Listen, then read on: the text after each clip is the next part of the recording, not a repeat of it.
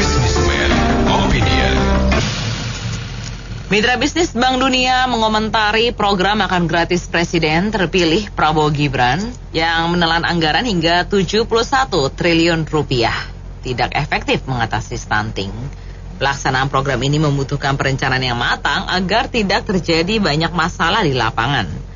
Nah, apa komentar dan masukan Anda terkait pelaksanaan program tersebut?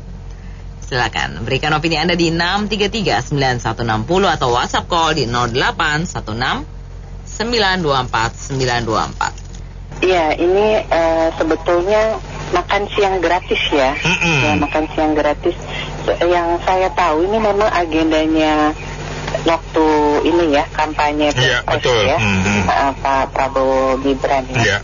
Jadi memang sebetulnya kalau memang ini dilaksanakan, Bung Ben, ya idenya sih bagus ya, idenya bagus. Nah, kekhawatiran World Bank saya rasa itu khawatirnya ini nanti teknis di lapangannya 71T itu kan bukan duit monopoli ya, itu semua ya.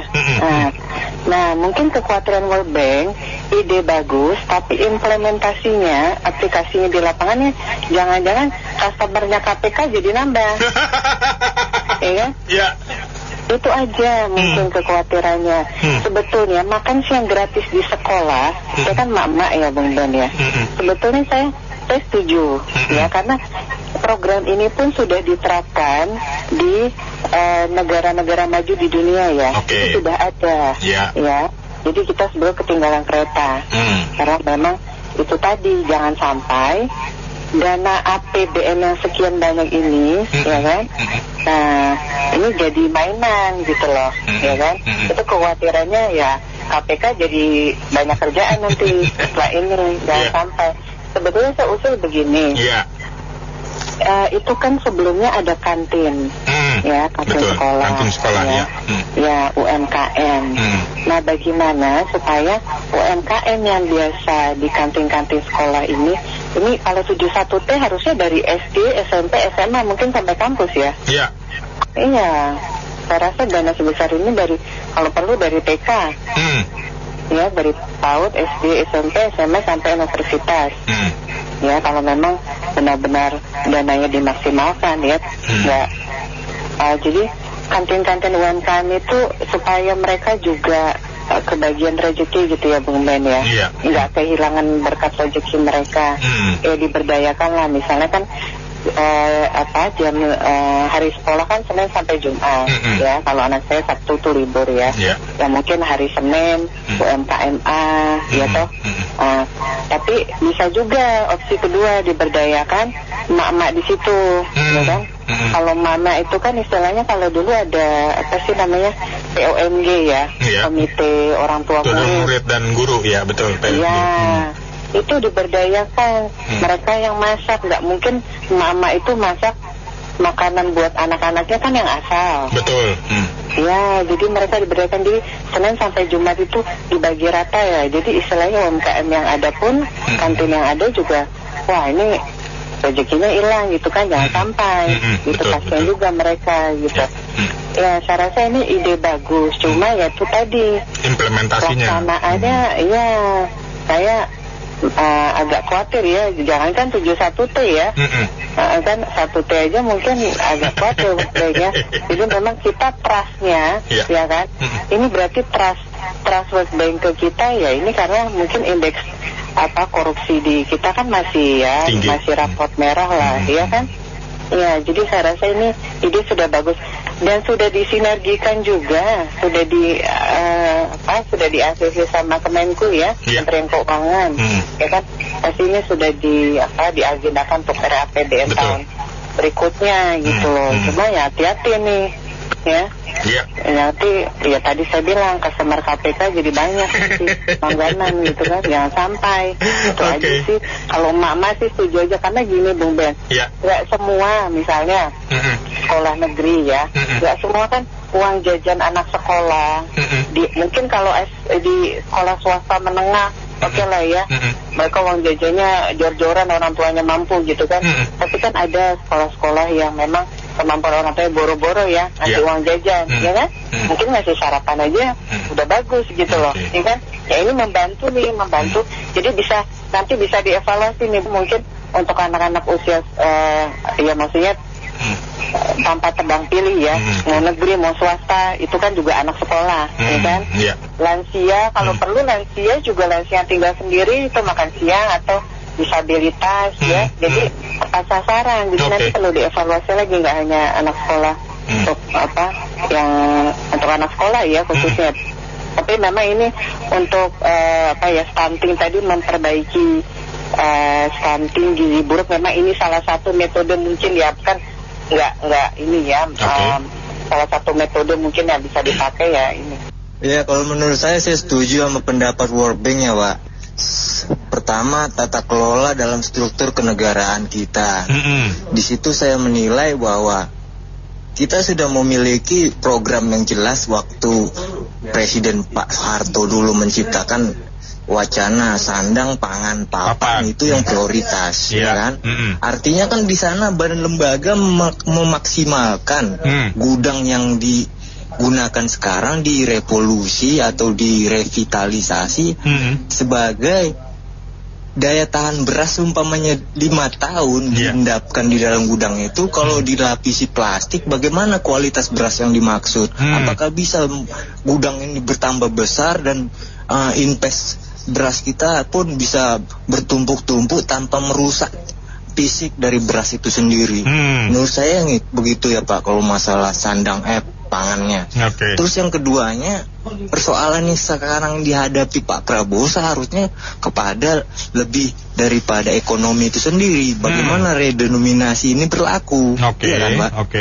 Redenominasi ini kita menilainya dari uang 50 perak itu lapisan emas minimal paling rendah.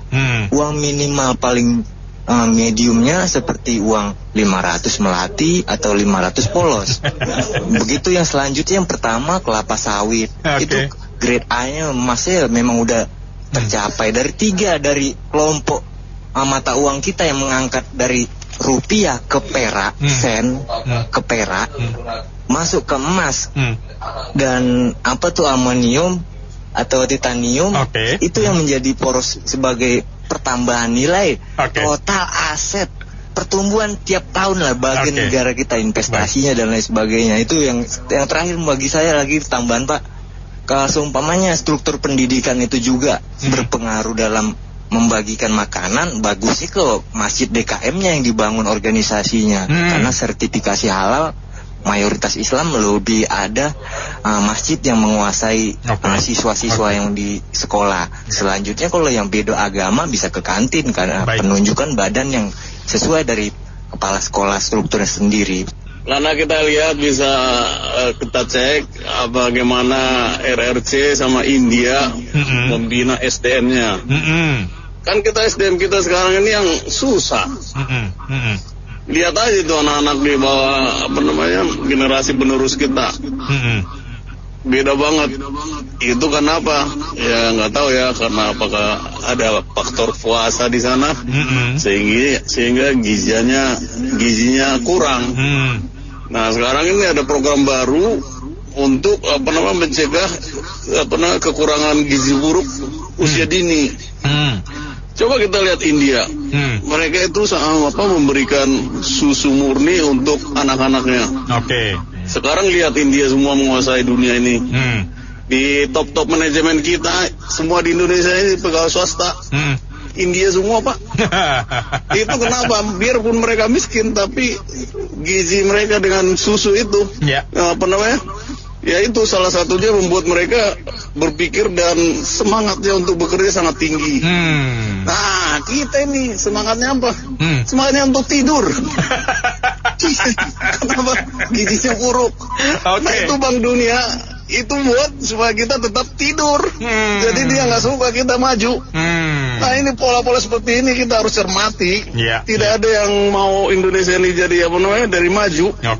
Nah kita harus hati-hati. Bank Dunia kan kita fair, profesional. Nah mereka ngutangin kita ya rakyat kita yang mau maju seperti India atau RRC. Masalah gizi, biar mereka kedepannya bisa bertarung di masa depan. Kalau masa depan kita loyo tetap, ya kita tetap gini-gini aja. Itu aja sih dari saya. Gini ya. Saya tuh heran kenapa World Bank mengatakan hal ini. Coba flashback sedikit dalam waktu 2 bulan aja.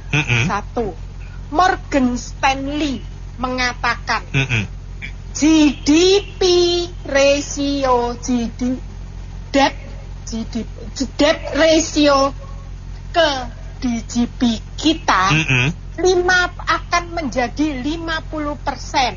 Saya ulang ya. Debt ratio to DGP kita akan menjadi 50%. Terus Morgan Stanley mengatakan kita di downgrade bla bla bla. Oke, sampai waktu itu pasar jadi rame, semuanya jadi membahas itu, betul ya? Betul. Oke. Satu. Itu kan baru aja ya kan? Terus setelah itu selesai, diklarifikasi setelah 1 mingguan kira-kira diklarifikasi, masuk lagi pengadilan rakyat. Katanya ini salah satu yang saya dengar karena saya malas mendengar orang yang pengkhianat gitu ya. Ya siapa itu orangnya kira-kira ya, seperti itulah pemain film Dirty Foot gitu-gitu itulah gitu ya. Lah, terus dia mengatakan katanya gini, seperti hilirisasi nikel dan hilirisasi SDA lainnya. Itu membuat rakyat tambah celaka gini-gini. Buktinya ini rakyatnya. Kita ini nggak pernah baca berita atau kita ini dibodohi karena nggak pernah baca berita. Padahal di di data ya. Bahwa pertumbuhan ekonomi di daerah yang melakukan hilirisasi itu pada umumnya di atas pertumbuhan nasional. Terus dari mana itu ceritanya? Dan siapa sih orang-orang itu yang mengatakan pengadilan rakyat? Sudah tahu ya? Dua. Yang ketiga sekarang Bank Dunia. Sekarang saya mau nanya, India itu yang jembatan dibangun belum selesai jatuh roboh dan dibangun lagi jatuh roboh lagi barusan juga dalam 2 bulan ini 2 kali. Itu kok nggak ada beritanya Bank Dunia ya? Emangnya kenapa? Gini, satu menurut saya, program makan siang gratis itu bukan sekedar makan siang karena rakyat miskin, bukan, tapi memperbaiki gizi kita. Ingat, IQ rata-rata kita 78, rata-rata 78, padahal sebenarnya yang paling rendah itu 90. Gimana kalau 78, Nah, sekarang kalau tidak diperbaiki IQ-nya, bagaimana caranya 2045 kita bisa jadi negara 4 besar kalau SDM-nya seperti ini. Terus kenapa kok banyak ya yang menghalangi? Kenapa? Saya bingung. Kenapa kok banyak yang menghalangi? Sementara India yang seperti itu, dan India juga ngasih makan gratis, kenapa tidak dirame-ramekan? Atau India juga melakukan pembodohan masyarakat dan korupsi, kenapa tidak dirame-ramein? Saya tidak membela korupsi ya. Korupsi itu biang kerok daripada keterpurukan negeri ini. Itu jelas, sudah nggak usah dibantah. Nah, kalau memang Bank Dunia mengatakan kamu harus menggunakan cara seperti ini supaya tidak begini atau begitu, itu lain cerita. Akan tetapi ini adalah itu tidak efektif untuk melakukan stunting dan sebagainya. Padahal stunting itu sudah dilakukan oleh kita berkali-kali, berulang-ulang. Dan anggaran stunting itu misalnya 5M, 4M untuk foya-foya masyarakatnya. Terus kok mereka nggak ikut rame-rame ya? Kenapa? Jadi ingat gini ya, tidak ada negara imperialis, tidak ada negara kapitalis yang suka kita maju. Oke. Jadi camkan kata-kata itu. Oh, ya. Kalau memang kita maju, berarti kita tidak bisa diinjak-injak dan SDA-nya tidak bisa dikuasai. Jadi kita jangan bodoh. Makasih sementara. Saya mau makan gratis. Jangan sampai saya tutup nih, Bang Dunia. Ya, gimana dong? Pokoknya gue sih ikut aja Bang Wowo lah. Bang Wowo kan jadi tuh. Ya ikut Bang Wowo udah. Mau diapain lagi? Ya kan, klubnya tolong bisa gratis ya gitu. Jangan semuanya gitu loh. Jangan semuanya makan mulu bosen ntar kegendutan kan. Harus ada klub biar olahraga gitu. Iya betul Pak, kan? Betul, setuju. Bukan, kan, setuju kan? Sport club. Thank you. Ya, kalau menurut saya sih mau itu Bank Dunia atau siapa ya itu kan belum tahu lah Indonesia seperti apa. Mungkin cuma gambaran luarnya aja. Jadi kalau saya sih nggak usah didengerin lah ya. Itu terus juga hal yang lain adalah apa yang kita ngomong itu jadi tanggung jawab. Jadi ketika kampanye Pak Prabowo sama Gibran udah bilang bahwa mereka akan berikan makan gratis, ya apapun susahnya, betapapun sulitnya itu harus dijalankan lah. Omongan harus dilaksanakan gitu. Bukan hanya sekedar janji-janji. Juga saya tadi dengar tuh banyak sekali usaha yang luar biasa. Kenapa enggak kita dari itu kan bisa membangun juga ya untuk petani ataupun siapapun peternak apapun itu juga gitu. Akhirnya membangun kita sendiri juga. Terima kasih. Tidak efektif ya memang tidak. Tapi apa salahnya kalau nasi sudah menjadi bubur, lanjutkan. Karena sudah janji-janji yang wow. Apalagi dengan anggaran 7,1 triliun. Wow. Banyak yang akan bergerak ini semua nih. Dengan dalil tender. Ujung-ujungnya nanti pada bancakan ini. Nanti harus ada deposit dulu kalau mau jadi. Ya saya cuma ketawa aja kayak waktu bansos lah dulu. Bansos kan begitu sistemnya. Deposit dulu uangnya, nanti belanja di tempat saya begini kau siapkan, nggak tahu anggarannya berapa. Nah kan kita nggak jelas juga nih mau dikasih makan anak-anak kita ini dengan kapasitas jumlah berapa rupiah, menunya apa saja. Seandainya 100.000 makan siang, itu paling turun-turunnya 10.000. Jadi kembali lagi saya bang. Ya saya cuma kita nanti kabinet baru ini ada nggak pejabat ini yang diciduk ke KPK? Itu saja. Saya cuma mau melihat nanti ada tidak pejabat kita ini ada yang diciduk KPK dengan kasus-kasus ini karena ini bancakan ini. Alhamdulillah kalau memang itu bersih berjalan dalam makan siang ini gratis. Alhamdulillah kalau memang bersih semuanya. Piringnya juga bersih, uangnya juga ke anak-anak kita bersih juga, cukup, tidak disunat, kita angkat jempol. 2 tahun pertama memimpin Pak Prabowo, mudah-mudahan pejabat-pejabat kita nggak ada yang diciduk KPK. Begitu saja, makasih. Program makan siang menurut saya baik juga, tapi mahal dan pelaksanaannya mungkin tidak mudah. Sebetulnya gizi anak balita itu juga lebih penting karena pada usia mereka itu otak dan fisiknya sedang berkembang gitu. Untuk anak sekolah mungkin kalau memang terkendala anggaran, kartu pintar itu saja yang diberi ekstra untuk kasih makan siang bergizi ke anak-anak yang miskin. Mungkin diberi penyuluhan tentang gizi, juga mungkin untuk anak-anak lain yang berkecukupan bisa membawa makan siang sendiri. Sekolah memberikan penyuluhan tentang gizi gitu dan memeriksa mungkin makanannya bergizi atau enggak. Jadi kalau mau tetap dijalankan makan siang gratis juga nggak apa-apa, bagus sesuai janji gitu.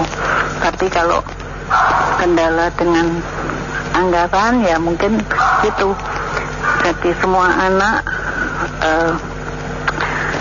diberi penyuluhan tentang gizi dan membawa makan siang bergizi ke sekolah, gurunya yang meriksa gitu.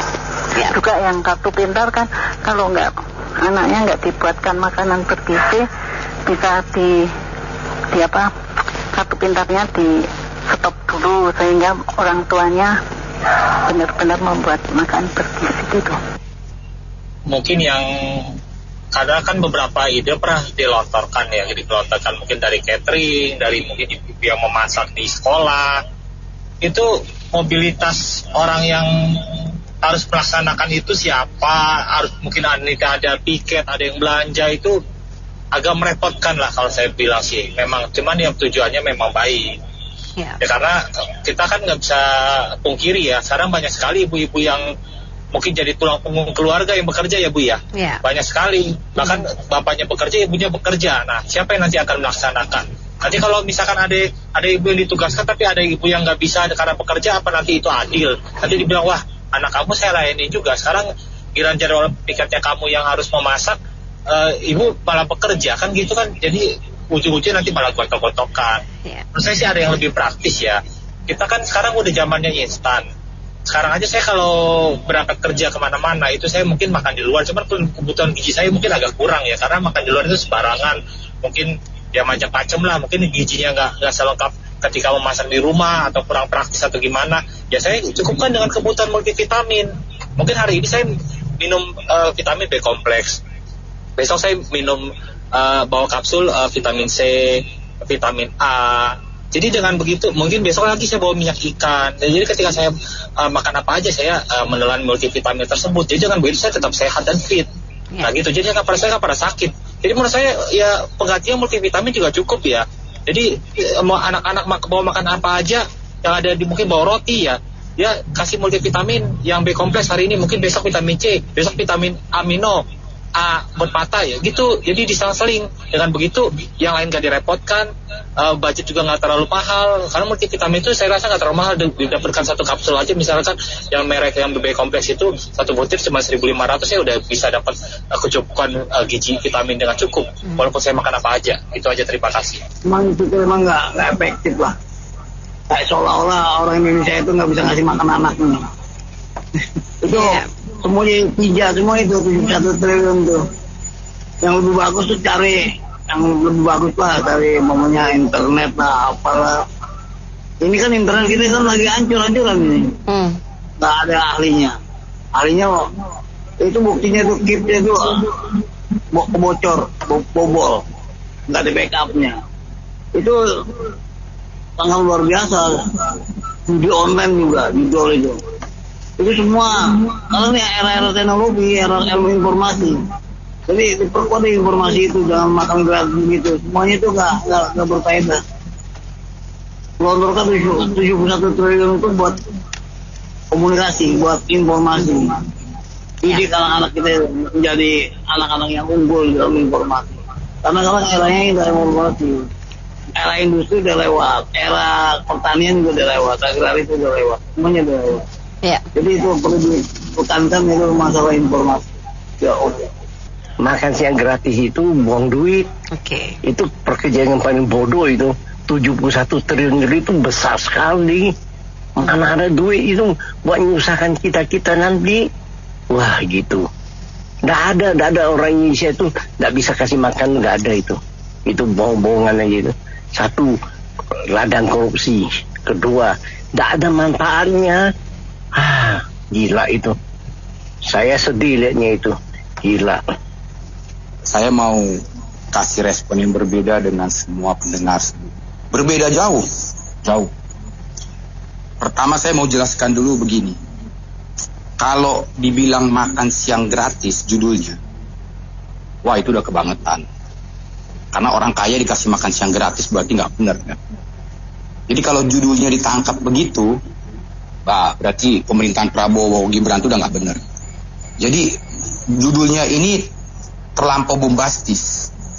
Nah kalau kita mau lihat alasannya program Prabowo Gibran, kita telah dulu.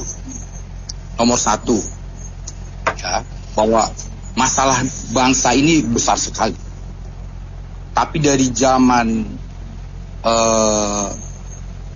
kita merdeka sampai saat ini, itu masalah yang utama itu sebenarnya adalah pendidikan, kesehatan, ya. Satu lagi pengangguran. Jadi pendidikan dan kesehatan ini paling utama dari zaman kita merdeka. Jadi kalau semuanya mau dijadikan program, nggak mungkin, harus pilih salah satu. Nah kebetulan masalah pendidikan ini, kita ini terbawah di Asia Tenggara. Setelah diteliti itu pengaruhnya di gizi. Nah judulnya harusnya makan siang gratis gizi itu untuk rakyat miskin. Panjang harusnya, bukan orang kaya. Waktu Prabowo kampanye dengan Gibran, yang pertama adalah mereka angkat isu mengenai stunting. Jadi bukannya sekolah gratis, tapi startingnya mulai dari bagaimana anak-anak miskin ini bisa mengikuti pendidikan dengan kondisi di rumah orang miskin, di rumahnya kurang gizi. Nggak bisa semua, nggak bisa korupsi diambil, nggak bisa masalah kesehatan, nggak bisa, satu dulu yang menjadi itu. Nah, yang kedua, pada waktu kampanye Pilpres, janji Prabowo dan Gibran itu kepada rakyat Indonesia, bukan kepada Bank Dunia. Kalau Bank Dunia itu kan kumpulan kapitalis-kapitalis yang semua mereka bergizi. 58% suara Prabowo Gibran itu hasil daripada janji mereka untuk stunting. Mungkin kalau nggak ada stunting, misalnya orang miskin itu gizi itu mungkin nggak 58%. Saya kira nggak mungkin. Jadi itu yang pertama. Yang kedua, bahwa persoalan stunting ini tidak bisa dalam tempo 5 tahun. Dan 71 triliun saya yakin itu hanya plus minus. Nanti akan dievaluasi lagi kepada siapa yang paling cocok. Itu yang kedua. Yang ketiga, kalau Prabowo menggagalkan apa yang dikatakan dia atau menarik kembali apa yang dikatakan dia untuk makan siang gratis, maka inilah awal kejatuhan Prabowo. Dia tidak berani konsisten dan tidak berani menghadapi perbedaan-perbedaan di negara ini. Kalau dia membatalkan program gratis, siapapun pemimpin di negara ini harus siap menghadapi olokan-olokan, caci maki dan perbedaan di luar sana. Dia harus konsisten, siapapun. Kita lihat waktu Jokowi bangun jalan, diketawain orang. Di Papua dia bikin jalan, siapa yang mau ke sana kata orang. Di Sumatera dia bikin tol, siapa yang mau ke sana, nggak rame orang. Jadi siapapun pemimpin harus siap untuk diolok-olok. Saya kira itu, dan semoga Pak Prabowo dan Gibran mendengar ini. Kalau beliau tidak konsisten, maka inilah awal kejatuhan dia. Terima kasih. Ya, jadi saya sangat sependapat dengan Bapak tadi yang bicara ya. Jadi makan siang gratis itu bukan apa ya, itu untuk meningkatkan gizi kepada anak-anak yang kekurangan.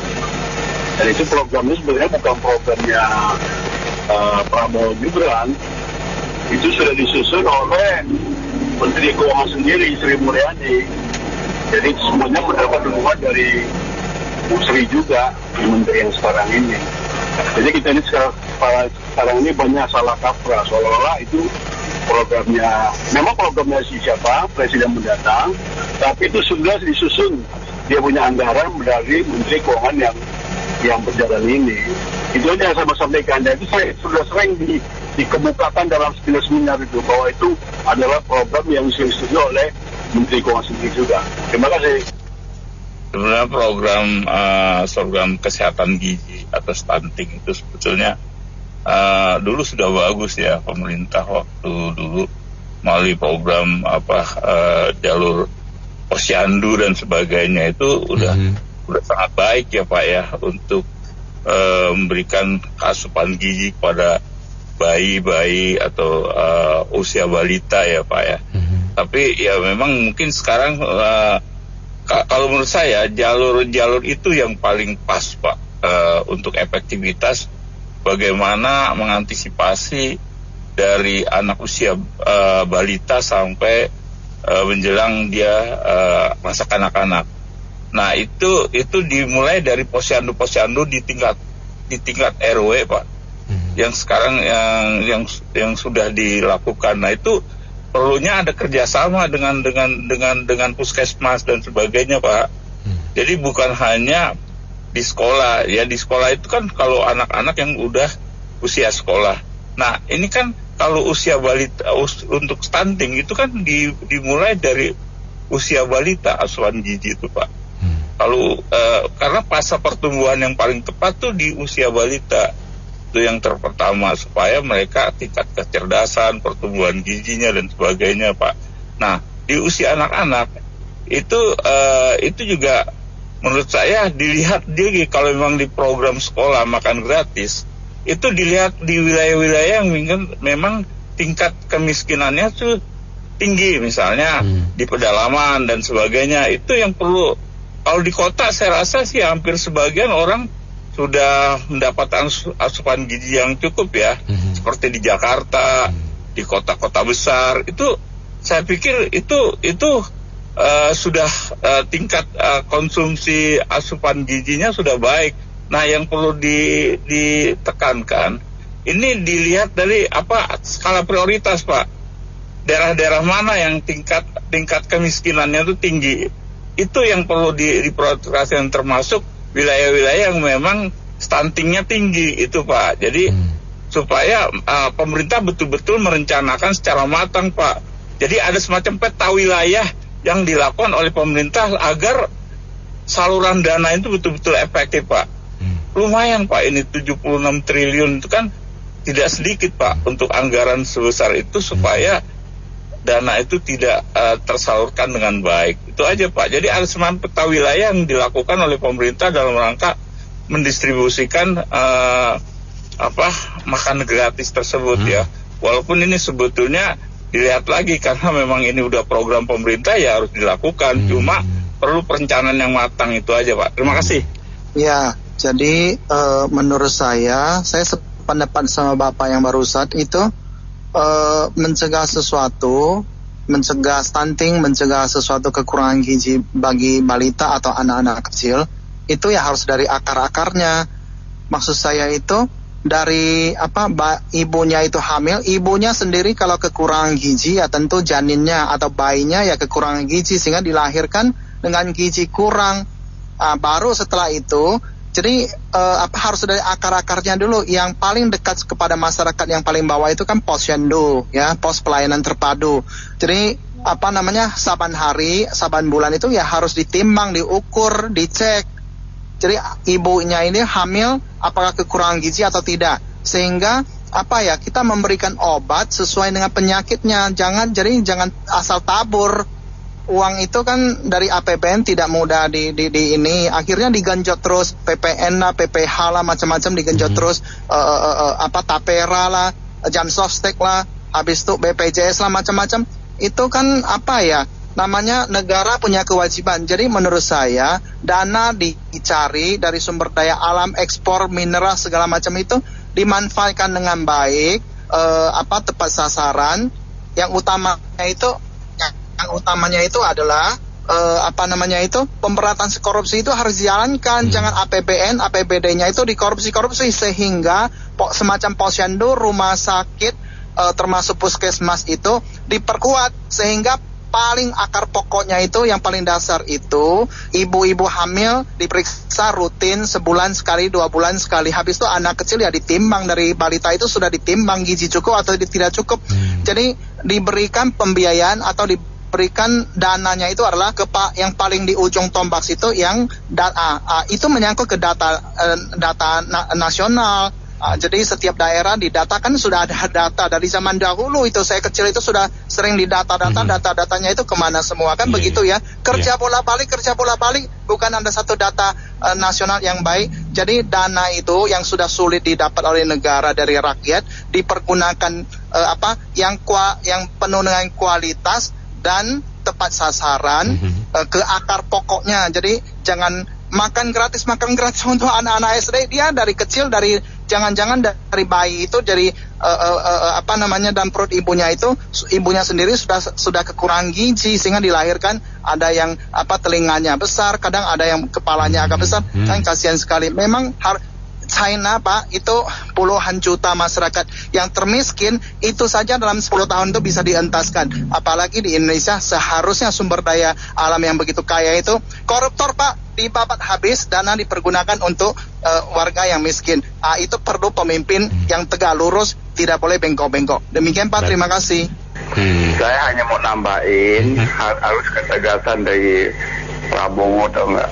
Kedua juga saya lihat sekarang ya, masalah rokok juga tuh, bahaya tuh. Kelas menengah bawah tuh. Kemarin ada tetangga saya, ibu ribut sama bapaknya. Itu uang buat beli susu, dia rokok dulu. Nggak usah, yang penting rokok dulu, itu kan kacau kan. Jadi saya lihat rokok tuh pasti diperhatiin tuh, gimana masa depan bangsa ini. Bukan kita hanya dapat istilahnya dia punya cukai, dia pajaknya, tapi bawahannya kan rakyat yang ngisap, ya nggak? Jadi rakyat yang bebanin. Enak kan pabrik rokok. Kecuali rokok kita lihat banyak rokok liar di daerah Jawa Timur. Itu sangat bahaya buat bangsa dan masa depan. Terutama tuh orang kerja semen, semua tiap hari ngerokok. Itu kan beban, ya nggak? Kita dapat pajak, rakyat sakit, buat apa? Kan buah si malakama, ya nggak? Itu Prabowo harus perhatiin tuh, pabrik rokok gimana ngatasinya, supaya bangsa kita tidak terjerumus yang tidak. Nah, ini sih bukan kita optimis ya, saya netral aja. Ya, mungkin programnya bagus, tapi mungkin banyak orang yang khawatir atau tidak bisa terlaksana dengan baik. Tapi kita hubungkan dulu gini loh, kalau memang benar dibersihin dulu kayak korupsi itu kan jauh lebih gede dari program yang makan gratis yang itu.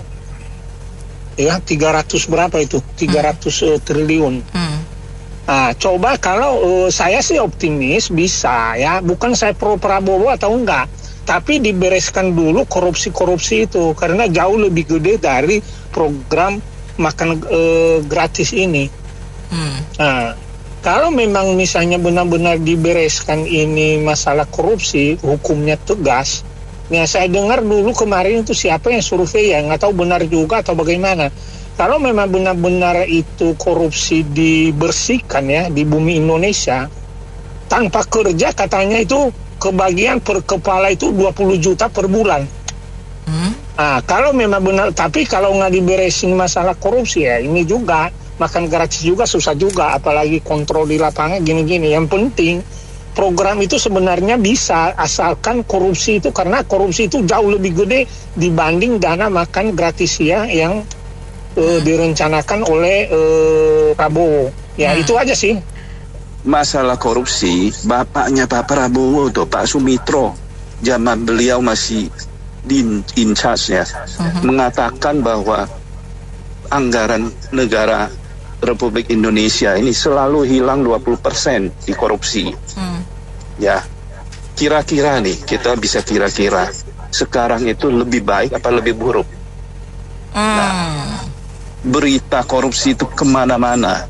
Itu lihat itu sidang MPR sama DPR sama KPK. Itu sampai ketua KPK-nya menjadi terdakwa korupsi. Ngeri nggak tuh? Kemudian ini 71T yang nggak jelas.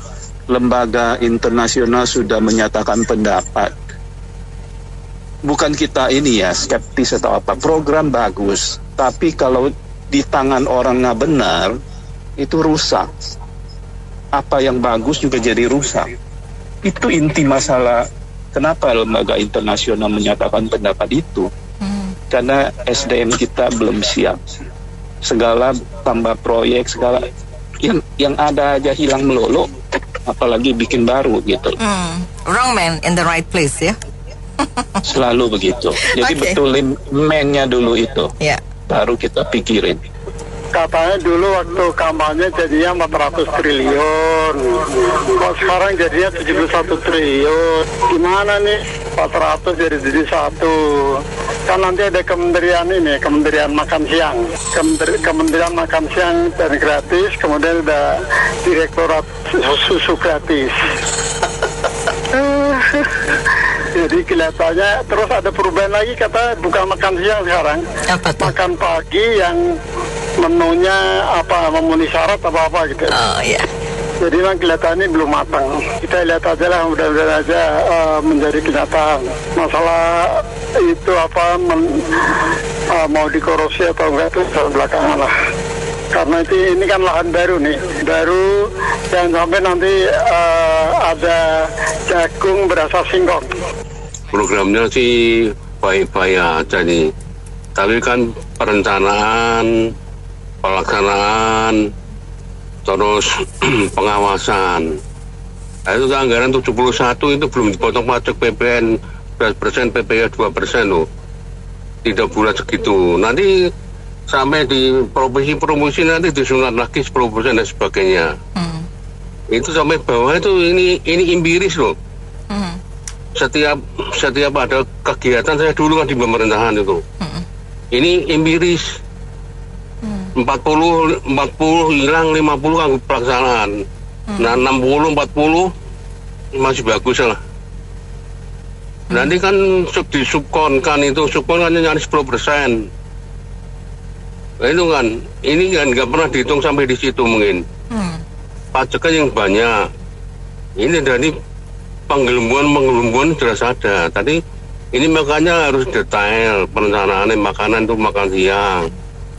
Yang detail dari pengawasan piye. Itu makan siang berapa hari kan gitu. Makan siang berapa 1 minggu atau 1 bulan atau 1 tahun itu direncanakan dulu. Jadi jelas itu. Kan nggak jelas sekarang makan siang berapa hari.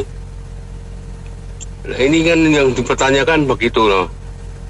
Dikurang-kurangin pajak dan sebagainya, nanti pelaksanaan di bawah itu kasihan. Nanti gizinya tidak mutu itu loh, kasihan rakyat. Saya khawatir kan di situ itu. Dengan Bapak nomor 2 yang telepon ya. Pertama korupsi diberantas dulu Bu. Bukan program yang stunting itu. Semua kalau korupsi beres semuanya pasti rakyat sejahtera. Itu Bu. Kedua kesehatan. Masa programnya Pak Prabowo cuma stunting doang. Harus ada program PR-PR yang harus dikerjakan gitu loh. Kan masih banyak yang harus dibenahi di negeri ini gitu loh Bu. Ya jangan cuma pikirin stunting, yang penting kesehatan, corruption, terus manpower semuanya harus dibenahin. Banyak PR-PR yang harus dikerjakan di negeri ini. Aja deh, yang penting jangan dikorupsi, bakalan efektif. Maksudnya program makan gratis itu oke-oke aja, 71 triliun ya dananya. Kan kalau nggak salah kan tadi saya dengar. Ya itu makanya iya, jadi yang penting jangan dikorupsi deh, itu aja. Sebab setahu saya sih ya, mohon maaf aja nih, semua proyek ya yang diadakan pemerintah pasti ada deh. Ada korupsinya sedikit banyak ya, lain-lain lah presentasenya. Semua bagus, semua positif, semua bagus. Cuman ya itu, mohon maaf, disalahgunakan. Cukup kalau dibeliin asam folatnya itu untuk mengatasi stunting itu sih cukup uang segitu ya. Tapi ya kembali lagi, kalau dengan 7,1 triliun untuk makan siang gratis, untuk stuntingnya yang bagaimana? Yang ada stuntingnya yang dapat pendek-pendek proyek ini. Ya terus standar dapat makannya itu minimal apa? Kita nggak tahu kan, minimal harga uangnya atau minimal menunya ini lengkap. Ya nggak tahu lah, kita nggak tahu kan ini anggarannya berapa nih satu piring buat makan siang gratis sini. Karena kita 37,1 triliun udah dianggarin kata Menteri Keuangan 2000 yang finishing ini untuk 2025 ini. Jadi kembali lagi ya bancakan lagi nanti kalau memang lanjutkan, bancakan lagi yang kayak bansos kemarin itu kan begitu, bancakan juga menterinya keciduk. Nah, jangan-jangan ya jadinya nanti kalau misal lanjutkan ya kita tonton saja lah. Kalau kasih makan gratis sebenarnya itu idenya bagus. Lebih bagus bukan kasih umpan. Bapaknya, orang tua, anak-anak yang kurang mampu itu diperdayakan. Sekuat apa sih kita kasih makan gratis ke mereka? Ada saldo nggak? Ada dananya nggak? Jangankan yang makan gratis untuk rakyat kecil, di bawah naungan apa nggak tahu, di bawah naungan presiden aja diembat 250 M itu. Presiden yang bagi loh. Entah bagiin jamaahnya kemana itu uangnya. Ya kan? Harusnya 71 triliun itu diperdayakan, mereka orang tuanya yang miskin diperdayakan, ada kerja, lapangan kerja. Nggak ada kerja, sekuat apa sih kita kasih makan? Kalau ada kerjaan, mereka kan menghasilkan duit, bisa meningkatkan ekonomi keluarganya, terus bisa kasih anak-anaknya makan dengan gizi yang cukup. Ini pada di PHK, semua nganggur. Ada berapa duit itu? Ini mah proyek bancakan lah, proyek untuk dikorup berjamaah lagi ini. Kita aja nanti yang diperas lagi, pengusaha menengah ini yang babak belur. Mereka itu bangun tidur, otaknya hanya cari proyek yang mana yang bisa diatur, nanti ujung-ujungnya rame-rame itu. Mana ada yang bantuan sosial yang nggak dikorup? Coba kasih tahu saya yang mana. Dari haji, Al-Quran, buku Al-Quran, dari kesehatan, dari Covid, bansos, semua itu bajingan itu, korup itu, bajingan itu harus dihukum mati itu.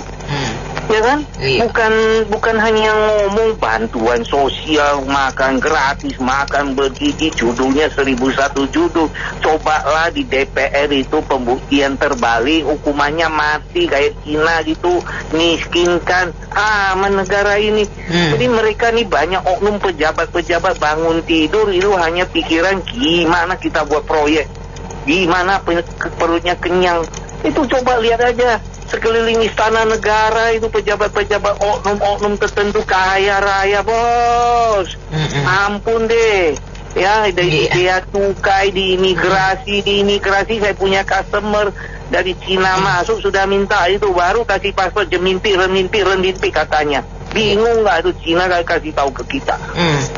Jadi jujur aja ya, terserah lah mau diacak-acak gimana, itu nanti ujung-ujungnya sengsara semuanya. Segelintir manusia aja, oknum-oknum bajingan aja yang kenyang semua itu. Biar nggak pada bocor. Ya karena itu kan kantin raksasa sudah ada di lingkungan sekolahan. Tanahnya itu pakai tanah Pemda. Kalau tanah Pemda atau tanah pemerintah yang sudah ada. Jadi nanti yang ada dapur raksasa itu yang udah siap tanahnya, pinjem sama Pemda, jangan beli. Nanti kalau beli nanti dimarkup, ya kan? Yang udah ada dipakai pinjem. Setelah itu kita jatah, pokoknya satu dapur, satu hari 1 ton beras, 1 ton ikan, 1 ton sayur ini, 1/2 ton telur, dihitung mentahnya. Nanti kita ada tukang masak itu gajian ya, jangan bagi-bagi proyek. Dan itu semua yang produk itu produk Indonesia. Sebetulnya kalau APBN itu bisa untuk belanja produk Indonesia itu nggak bakalan krisis. Tinggal presidennya itu aku maunya produk Indonesia. Kalau produk luar aku nggak mau. Apalagi kalau dibantu APBN begitu, nanti BUMN juga seperti itu pola pikirnya. Di Indonesia ekonomi nggak jerit-jerit kayak sekarang. Sekarang kan di lingkungan presiden kan pada impor-impor semua itu. Mungkin butuh uang banyak untuk pemilu kali ya. Makasih ya. Baik. Makan gratis buat kita aja lah. Aduh, menyedihkan. Kalau saya sih bilang ya, nantinya itu dana-dana yang dipakai untuk makan siang gratis itu ya. Menurut saya nanti sepertiga buat apa, kasih makan orang ya. Kemudian difoto buat konsumsi media bahwa ini program sudah dijalankan. Selebihnya buat makan gratis bapak-bapak itu.